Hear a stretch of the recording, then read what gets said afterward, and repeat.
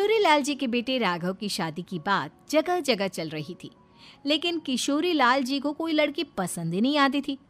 और उसकी एक ही वजह थी, किशोरी लाल जी का लालची होना। उनको लड़की वालों से मोटा दहेज चाहिए था और इसी चक्कर में एक दिन वो एक बहुत पैसे वाले के घर अपने बेटे का रिश्ता लेकर पहुंचे। उस आदमी का नाम था ओम प्रकाश। देखिए किशोरी लाल जी, मेरी एक ही बेटी है और मेरी सारी संपत्ति जायदाद सब कुछ मेरी बेटी नैना का ही है। पापा, नाम से लगता है बहुत खूबसूरत होगी। कितना अच्छा नाम है ना, नैना।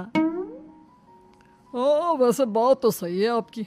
अब इतना पैसा है, जमीन जायदाद है, इकलौती बेटी, आप भी क्या करेंगे? सब कुछ उसे ही देंगे ना। बिल्कुल ठीक पहचाना आपने। बस बेटी की शादी और सारी जायदाद उसके नाम। पापा, बिना देखे हाँ कर दीजिए ना। इतना अच्छा रिश्ता फिर कहाँ मिलेगा? माला माल हो जाएंगे हम। मैं अपनी बेटी को बुलाता हूँ। अरे नहीं नहीं नहीं नहीं, आपकी बेटी का नाम नैना है, सुनकर ही लगता है बहुत सुंदर होगी। रहने दीजिए अंकल, मैं तो आपकी बेटी के नाम से ही इतना खुश हो गया हूँ कि उसे बिना देखे शादी करने को तैयार हूँ। अब तो मैं उसका चेहरा सीधे शादी के बाद ही देखूंगा। और इस तरह राघव नैना का चेहरा नहीं देखता और उससे शादी कर लेता है। शादी के बाद अपनी सुहाग रात पर जब राघव नैना का घूंघट उठाकर देखता है तो नैना की आंखें बंद थी। कितनी खूबसूरत हो तुम नैना, जरा अपनी आंखें खोलकर मेरी तरफ देखो तो सही। नहीं, मुझे शर्म आती है। अरे, मैंने तुम्हें शादी से पहले भी नहीं देखा, और अब अगर तुम आंखें खोलकर मुझे देखोगी भी नहीं तो मुझे अच्छा कैसे लगेगा? इससे पहले कि नैना अपनी आंखें खोलकर राघव की तरफ देखती, अचानक से लाइट चली गई और राघव नैना को पूरी तरह से देख भी नहीं पाया। अगली सुबह नैना राघव के लिए नाश्ता बनाकर लेकर आई। अरे ये क्या, आधा पराठा सेका हुआ है और आधा बिल्कुल कच्चा। ये तुमने क्या किया नैना? बहू, तुमने क्या आधा पराठा तवे से नीचे लटका कर रखा था, जो आधा सिका है और आधा कच्चा? मुझे जितना दिखेगा उतना ही तो सीखूंगी ना पापा जी। जहाँ जहाँ मुझे नजर आ रहा था वहाँ मैंने सीख लिया, जहाँ जहाँ नहीं दिखा वहाँ कच्चा रह गया होगा। इसका क्या मतलब है? ये कैसा मजाक कर रही है तुम? अरे बहू, तुमने इतना लंबा घूंघट क्यों लगाया हुआ है? देखो, हमारे घर में बहुओं को बेटी की तरह रखा जाता है, और फिर तुम तो इतना सारा माल लेकर आई हो। देखो, ये घूंघट डालकर रखने की कोई ज़रूरत नहीं है। हाँ नैना, पापा जी ठीक कह रहे हैं, तुम तो आराम से रहो, अपना ही घर समझो। नैना अचानक से अपना घूंघट उठा लेती है। अरे ये क्या पापा, नैना की तो एक आंख फूटी हुई है। नाम से नैना, लेकिन ये तो कानी बहू निकली। मेरे साथ धोखा हुआ है, धोखा। बिना दिखाए अपनी कहानी लड़की मेरे संग ब्याह दी। मुझे कहानी भी नहीं चाहिए। मुझे अभी ओम प्रकाश जी से बात करनी पड़ेगी। आखिर उन्होंने मेरे साथ ऐसा किया क्यों?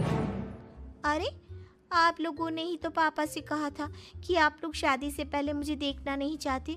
अब मेरे पापा पर क्यों इल्जाम लगा रहे हैं? अरे लेकिन उन्हें बताना तो चाहिए था ना कि तुम कहानी हो, एक आंख से तुम्हें दिखाई नहीं देता। किशोरी लाल और राघव नाराज होकर ओम प्रकाश को अपने घर बुलाते हैं। पापा जी, ये आपने क्या किया? शादी से पहले बताया क्यों नहीं कि नैना की आंखों में परेशानी है? अरे, आप ही ने तो लड़की देखने से मना कर दिया था। और लेकिन आप बता तो सकते थे। आपको तो हमारी बेटी की प्रॉपर्टी चाहिए थी, वो भी पूरी की पूरी। अब क्या हुआ अगर उसे आधा दिखाई देता है? प्रॉपर्टी तो आपको पूरी मिल गई ना। अरे ये क्या बात हुई? मेरी शादी प्रॉपर्टी से नहीं, आपकी बेटी से हुई है। अब ये तो पहले सोचना चाहिए था, तब तो मेरी प्रॉपर्टी देखकर तुम्हारी जुबान लप लपा रही थी। लेकिन मैं कानी लड़की को अपनी बीवी बनाकर नहीं रख सकता। पापा, कुछ करिए ना आप। हाँ, करता हूँ। देखिए ओम प्रकाश जी, आप हमारे साथ ऐसा नहीं कर सकते। और तुम देखो, अगर तुमने मेरी बेटी से शादी तोड़ी ना तो जो भी प्रॉपर्टी मैंने तुम्हें दी है वो तो पूरी की पूरी वापस ले ही लूँगा और आधी प्रॉपर्टी तुम्हारी भी लूँगा। अरे मेरी आधी प्रॉपर्टी भला क्यों लेंगे आप? इसलिए क्योंकि मेरी बेटी को आधा नजर आता है और उसकी नज़र अभी तक तुम्हारी आधी जायदाद पर ही पड़ी है। अब तुम उसे घर से निकालोगे तो कुछ तो लेकर जाएगी ना। और अगर हम आपकी बेटी को अपने घर की बहू बना कर रखे तो? तो तुम्हारी पूरी प्रॉपर्टी तुम्हारी ही रहेगी और जो मैंने तुम्हें दिया है ना उसमें से बस मैं आधा लेकर जाऊंगा। अरे लेकिन अब आप अपनी दी हुई प्रॉपर्टी में से आधी वापस क्यों लेकर जाएंगे? अगर मैं आपकी बेटी को अपनी पत्नी बनाकर रखने को तैयार हूं तो? इसलिए ताकि भविष्य में अगर तुम मेरी बेटी को धोखा दो तो उसके पास कुछ तो रहे जो पति का हो। वैसे मेरे पास तो बहुत कुछ है लेकिन अपने पति की कोई निशानी तो उसके पास होनी चाहिए ना। अब अगर तुमने मेरी बेटी को कहानी कहा तो तुम्हें प्रॉपर्टी भी कहानी ही मिलेगी, पूरी नहीं। जमाए राजा। किशोरी लाल और राघव समझ चुके थे कि वो बुरी तरह फंस चुके हैं और अब उनके पास वहां से निकलने का कोई चारा नहीं है। अब समझ में आया ना, लालच बुरी बला होती है। एक तो तुम्हें प्रॉपर्टी मिली, ऊपर से बीवी मिली, उसमें तुम्हें नखरे भी दिखाने हैं। आए बड़े, चुपचाप बैठो दोनों। कुछ दिनों के बाद नैना राघव की कार लेकर बाजार घूमने निकलती है और जब कार लेकर वापस आती है, ये क्या?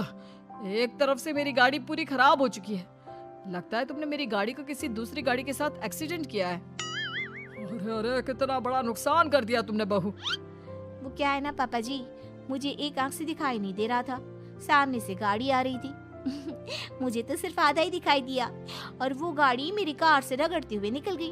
अब मैं क्या करूं बताओ? आप इसे ठीक कराने के पैसे कौन देगा? तुम्हारे पापा। तुमने मुझसे इस तरह से बात की? अभी रुको। नैना राघव की शिकायत ओम प्रकाश को कर देती है। देखो राघव, अब जो मेरी आधी प्रॉपर्टी तुम्हारे पास थी ना उसमें से आधी और मैं लेकर जाऊंगा क्योंकि तुमने मेरी बेटी को डांटा। अरे नहीं नहीं पापा जी, गलती हो गई, माफ कर दो।